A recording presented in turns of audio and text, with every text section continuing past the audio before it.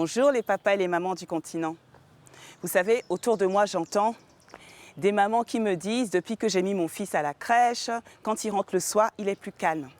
Ou bien d'autres qui me disent, oui, depuis que j'ai mis ma fille à la crèche, elle arrive à mettre ses chaussures toute seule. La crèche, un nouveau choix pour les familles. On en parle avec nos invités, mais tout de suite, chef Olivia.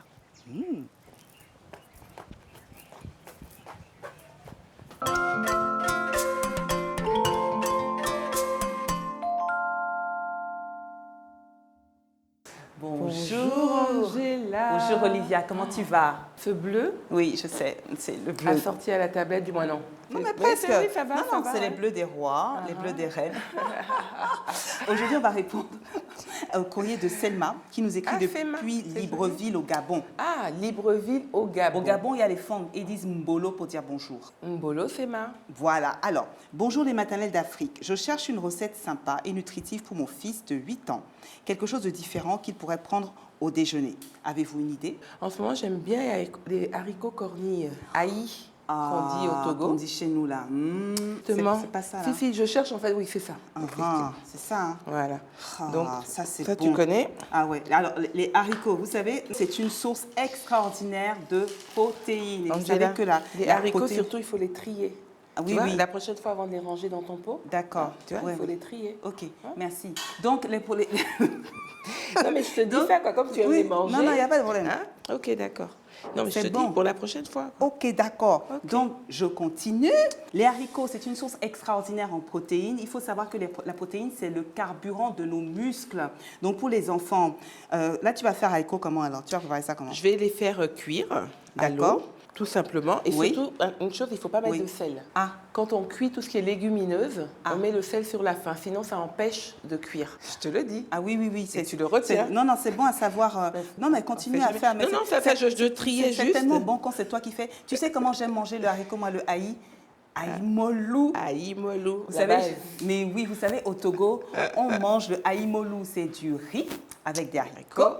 On peut y manger avec du poisson frit, du wangash, le fromage dont on parle souvent aux maternelles d'Afrique. Alors, ce qui est super avec le haricot, c'est que c'est un aliment très complet et nutritif, peu de matière grasse, riche en fer, sans gluten, avec une forte teneur en glucides et en protéines. Un excellent apport en énergie. Bon, madame, ça va être long, hein, parce qu'il y a des invités qui m'attendent là-bas. Non, parce que regarde. Hop. Attends. Fais cuire. Voilà.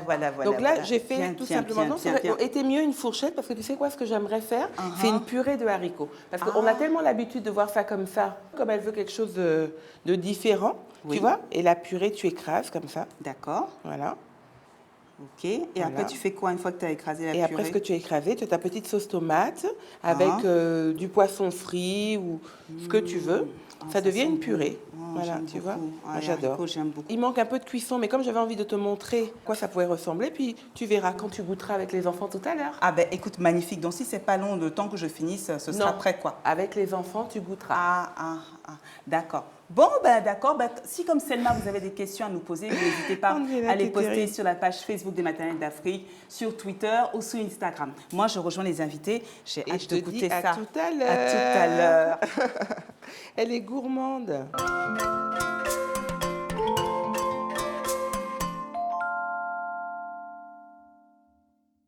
Bonjour. Bonjour Angela. Comment vous allez?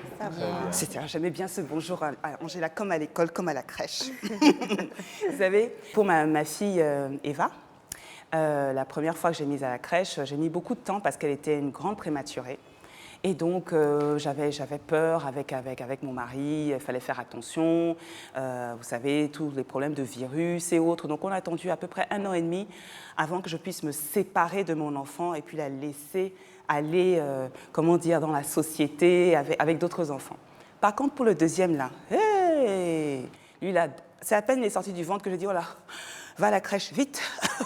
J'ai besoin que tu ailles à la crèche. Et en plus, ce qui a été bien avec Léni, c'est qu'il a été à la fois à la crèche française et à la crèche togolaise. Donc, il a vécu vraiment les deux côtés. C'est ce qu'on va voir aujourd'hui. On va entendre les préoccupations de 2 témoins qui vont nous expliquer ce qu'ils attendent ou ce qu'ils attendaient de la crèche.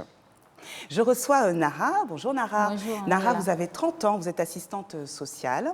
Vous avez une fille de 22 mois qui s'appelle Kenza Diman, c'est ça? C'est ça, c'est bien. Kenza Diman. Diman. J'ai toujours Diman. Diman. Diman.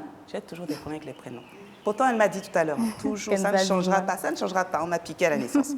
Je ressens Guy.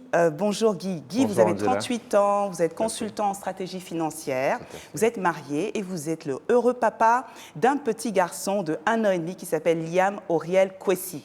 Kweshi. Kweshi. Encore. Bonjour, mais Bonsoir. bienvenue Guy. Alors, avant de vous présenter notre experte, je voulais vous dire que sur notre continent, donc africain, seul un enfant sur 5 est inscrit à la crèche selon l'UNESCO. Donc, on va essayer d'y répondre, de comprendre pourquoi dans cette émission aujourd'hui. Donc, je vous présente donc Anna Romil. Vous allez nous aider à comprendre ce qu'est la crèche chez nous. Nous vous avons posé la question sur la page Facebook des maternelles d'Afrique. Nous vous avons demandé si vous songiez à mettre votre enfant à la crèche et vous avez été plus de 50% à nous répondre non. Je vais commencer avec vous, Nara.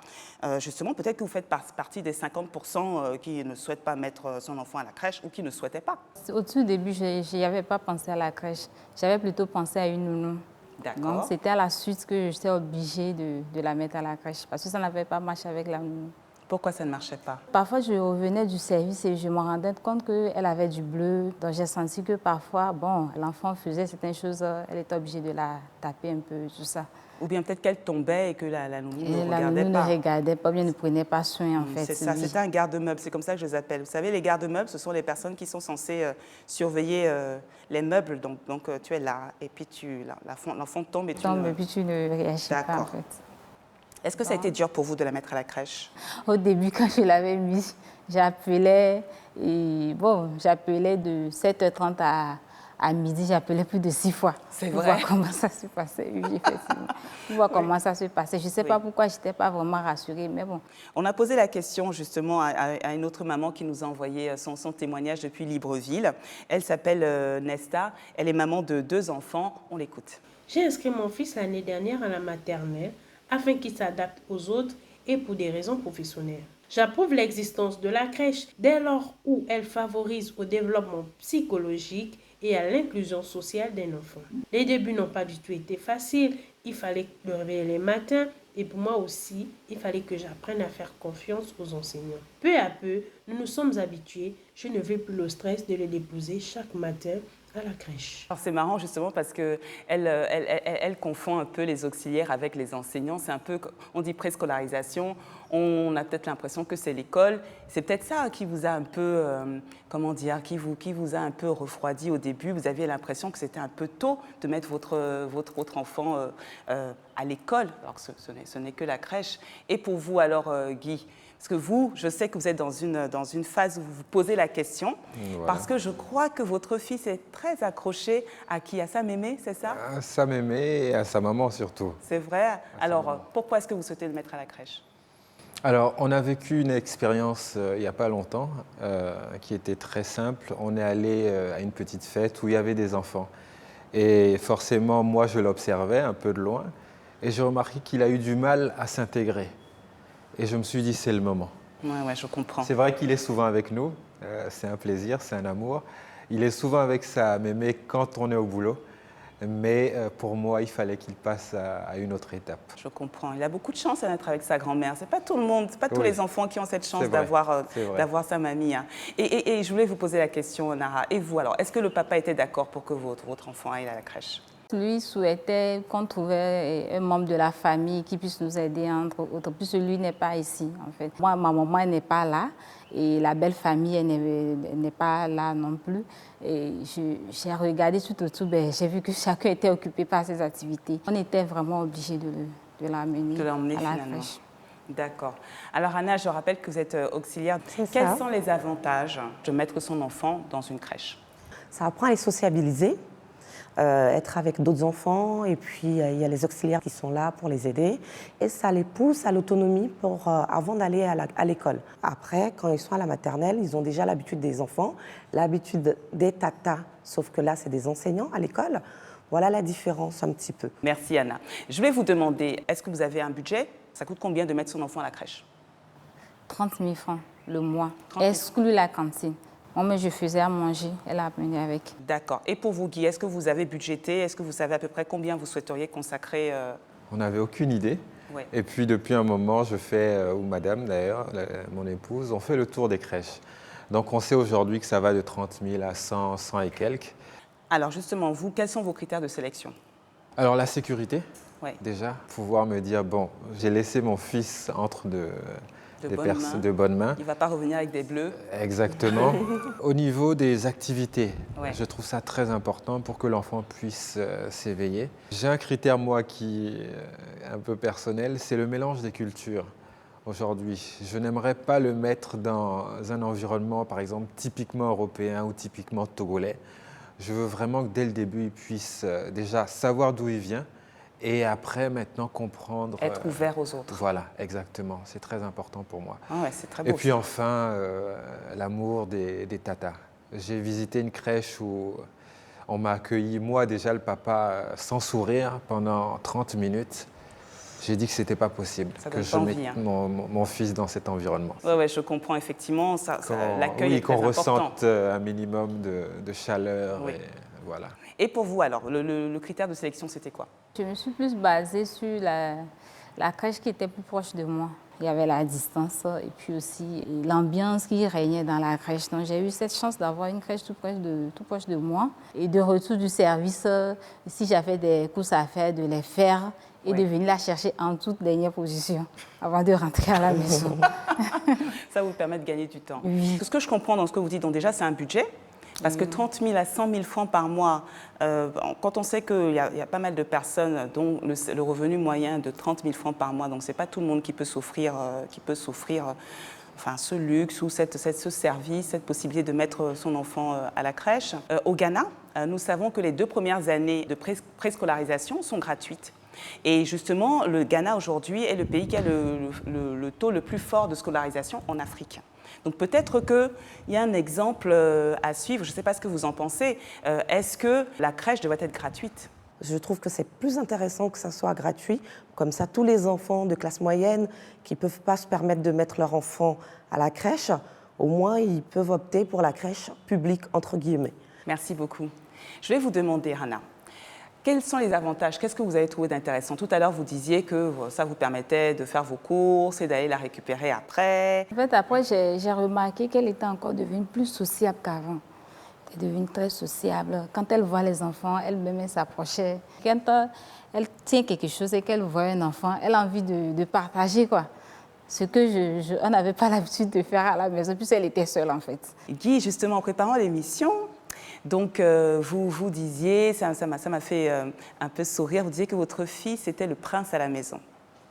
Oui. Est-ce qu'il n'y aurait pas un petit problème de partage, justement? Avant, c'est vrai que tous les regards étaient posés sur moi, bien sûr.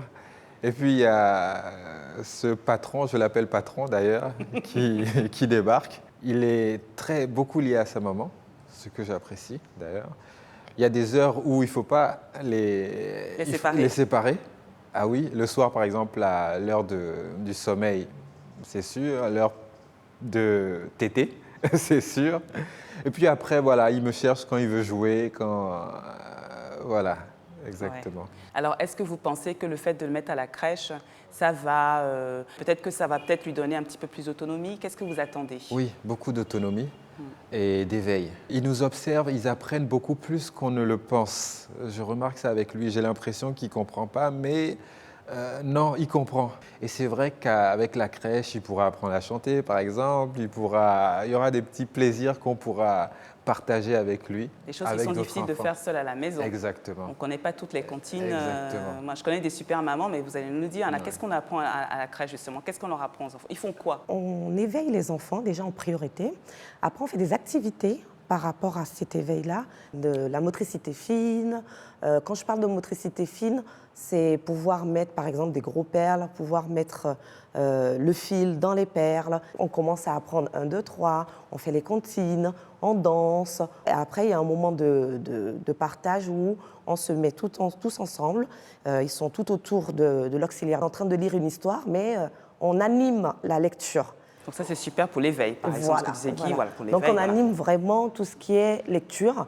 Et du coup, c'est comme s'ils voient un dessin animé, mais réel. Voilà.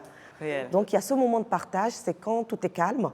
Et par exemple, avant d'aller à la sieste, quand ils finissent de déjeuner, on passe à la salle où on lit l'histoire. Et après, ça les calme, ça les tempère et on les conduit à la sieste. Voilà. Merci beaucoup. Vous savez, moi, quand je suis rentrée au Togo, les questions que je me posais par rapport à mon fils, c'est les mêmes questions, je pense, qu'on partage. C'était l'hygiène et la propreté. Oui. Je me disais, mes enfants, je vais mettre mon fils dans une crèche, il faut que ça soit propre, quoi. Il ne faut pas qu'il me ramène des choses qu'il n'y a pas à la maison. Et notamment, les questions qu'on se pose aussi, c'est sur les virus et les maladies. Quels sont justement les inconvénients de la crèche par rapport à l'enfant qui reste à la maison? Alors, l'inconvénient d'une crèche, il faut savoir qu'ils sont en communauté. Et en communauté, qu'est-ce qui se passe? C'est souvent, quand il y a un rhume, tous les enfants le prennent. Une rhinopharyngite, un rhume, les poux, il y a les poux aussi. Donc, c'est ce que je dis aux parents, quand vous êtes prêts à amener un enfant en crèche, il faut savoir qu'il va être enrhumé, il aura une rhinopharyngite, il aura mal à la gorge. Il y a tout ça qu'il faut que les parents sachent. Par contre, ce qui est bien, c'est que ça permet de les immuniser pour la maternelle. Mais par contre, quand on parle de collectivité, à partir du moment où on doit mettre les enfants en communauté, il y a une condition importante, c'est les vaccins. C'est les vaccins, ça c'est très important. On demande aux parents si les enfants sont à jour. C'est pour ça qu'on prend les enfants à partir de 3 mois. Il y a certains parents qui ont envie de mettre leurs enfants à 2 mois. À ce moment-là, moi, je déconseille parce qu'il n'a pas fait les premiers vaccins. À partir de 3 mois, il a déjà fait une petite partie des vaccins et on demande toujours à ce qu'il soit à jour au niveau des vaccins et on vérifie. Quel conseil vous donneriez aux parents qui nous regardent actuellement et qui sont comme Guy et qui se posent la question de, voilà, quels sont les critères, ce à quoi je dois faire attention pour choisir ma crèche avant de mettre mon enfant à la crèche? Alors, pour choisir une crèche, déjà, il faut voir niveau propreté. C'est très important. Par exemple, il faudrait que vous visitiez la crèche, là où l'enfant va aller aux toilettes, où il y aura l'échange. Il faut savoir si c'est désinfecté. Moi, à la crèche où j'ai travaillé, on désinfecte à chaque change. Il y a toujours un petit désinfectant à côté. On désinfecte le tapis de change et on met une serviette par-dessus. Et quand on finit, la serviette elle reste pour l'enfant. C'est chaque enfant avec sa serviette. Si c'est sale, on met au sale et on reprend.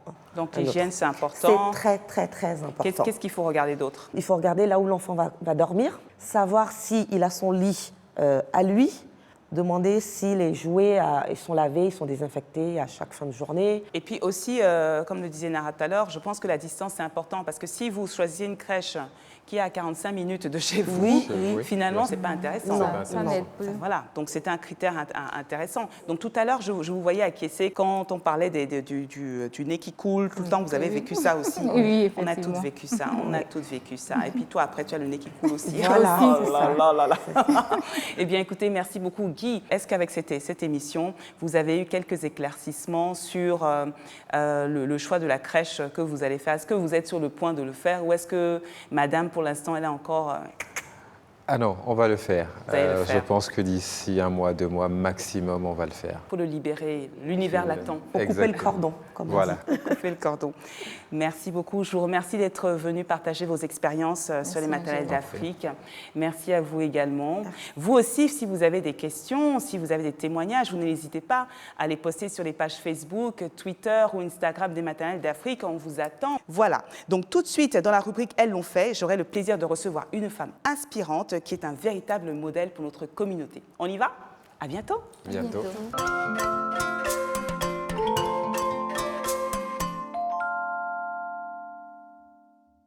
Bonjour Edwige. Bonjour Angela. Comment allez-vous? Bien et vous? Ça va bien, merci beaucoup. Super, comme d'habitude alors. Oui, comme d'habitude, quand il fait beau comme ça, regardez le cadre dans lequel on est. Ouais, Hein? c'est On magnifique, est heureux. c'est vrai. Je me mets à l'aise parce que les talons, c'est joli, mais au bout d'un moment... Faites-vous plaisir. Ah oui. Alors dites-moi, vous avez une histoire très intéressante. Vous êtes passionné des droits de l'homme, Oui. vous faisiez des études et puis un événement fait que vous devez arrêter. Qu'est-ce qui s'est passé? J'étais en 3e année en fait de communication à Isika D'accord. au campus de Lomé quand j'ai su que j'étais enceinte. Donc il a fallu prendre conscience qu'on n'est plus seul. Comment vous êtes organisé alors? J'ai fini les cours et j'ai fini les examens en étant enceinte. Oui. Je suivais les cours, il m'arrivait de dormir pendant les cours, mais j'ai tenu à finir mes examens et j'ai eu à valider la plupart des yeux le temps d'accoucher. Donc, je suis restée à la maison, j'ai accouché. Et vous étiez entourée ou vous avez géré ça toute seule, vous et votre fille, personne pour vous accompagner? Au début, il y avait maman qui n'était pas... elle était très déçue. D'accord. Donc, il y avait beaucoup de tension, elle et moi. Oui. Il y a mon frère qui ne m'a plus parlé dès le moment qu'il a appris que j'étais enceinte jusqu'à ce que je ne sois à 2 mois ou 3 mois de l'accouchement. J'ai eu le soutien de ma sœur. Mon père a appris par contre la grossesse quand j'étais déjà à 6 mois, mais il a accusé le coup et il a été aussi un soutien dans la mesure où chaque fois quand j'étais à la maison, il s'assurait de vérifier est-ce que je vais bien. Et dites-moi, cet enfant-là, vous l'avez fait toute seule? Avec quelqu'un, mais qui a un griffe démissionné. Ah, d'accord. Voilà. Alors du coup, une fois que vous avez cette expérience, vous décidez de la partager avec d'autres? J'ai toujours aimé écrire, donc au début, je fais des posts sur Facebook et un jour, un ami me dit tu écris bien, pourquoi est-ce que tu n'ouvrirais pas un blog? Il crée ce blog pour moi parce que c'était une période où je n'avais pas forcément tout ce qu'il fallait pour gérer un blog. J'avais juste mon téléphone, mes datas et mon stylo pour écrire sur mon papier. Quand j'ai évolué, j'ai senti le besoin de prendre un nom de domaine pour devenir un peu plus professionnelle. Alors je sais que vous êtes ambassadrice jeunesse de l'UNICEF. Ça veut dire quoi ça? Parce que moi, ambassadrice, là, moi je connais les ambassadeurs de pays qui sont là, qui vont boire du champagne à droite et à gauche. Alors avec les jeunes, je ne crois pas que c'est pas ça que vous faites. Non, pas du tout. Alors racontez-moi. Ambassadrice jeunesse pour UNICEF Togo, c'est déjà de porter la voix des jeunes vers UNICEF, de porter la voix des jeunes, donc de proposer des projets qui puissent être réalisés par l'organisation au profit des jeunes et de faire connaître aussi les activités de l'organisation aux jeunes. Donc j'ai créé des activités, on avait organisé les rencontres de la jeunesse, où il y avait eu, je pense, une 60aine de jeunes qui ont suivi des formations en leadership, en droit des enfants. Les jeunes ont la possibilité de choisir leur thématique eux-mêmes. Alors quand vous faites tout ça, votre fille a quel âge? Elle a 4 ans actuellement, 4 ans. Elle a 4 ans. Alors, comment vous vous organisez par rapport à votre fille? Parce qu'elle est là, du coup. Oui.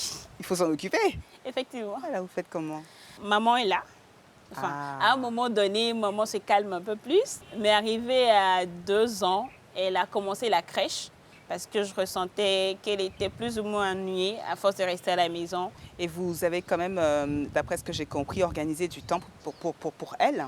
Du moment où je rentre jusqu'à ce qu'elle ne se couche, on passe du temps ensemble. Donc c'est à elle de dire j'ai envie qu'on fasse du puzzle, j'ai envie qu'on s'amuse, j'ai envie qu'on discute. Chaque soir, je lui lis des histoires. Ou sinon, je lui raconte en forme d'histoire ce que je veux qu'elle devienne. Pour moi, c'est vraiment important. Donc, plutôt que de lui lire des histoires dans un livre, je me fais la narratrice et je me dis, voilà, dans telle année, je te vois faire ceci, je veux que tu sois ça, tu développes telle aptitude et tout. Et ça me permet de créer des moments avec elle, de lui demander qu'est-ce qu'elle veut devenir. Vous savez quoi, Edwige? Vous m'avez appris un truc, parce que cette idée-là, au lieu de raconter des histoires que l'on trouve dans les livres et tout, et puis de raconter des propres histoires et puis de se projeter par rapport à ce qu'on aimerait que notre enfant soit, oui. C'est pas mal. C'est vraiment quelque chose que je vais essayer avec ma fille. Merci beaucoup. Merci d'être venue nous voir au Maternelle d'Afrique. Ce fut un plaisir. Là, je vais retrouver des enfants qui sont en train de jouer parce que chef Olivia nous a concocté, nous a cuisiné tout à l'heure une purée de haricots que j'ai hâte de goûter. Et comme moi, je suis gourmande, j'y cours. Je vous dis à bientôt. À bientôt. Au revoir. Au revoir.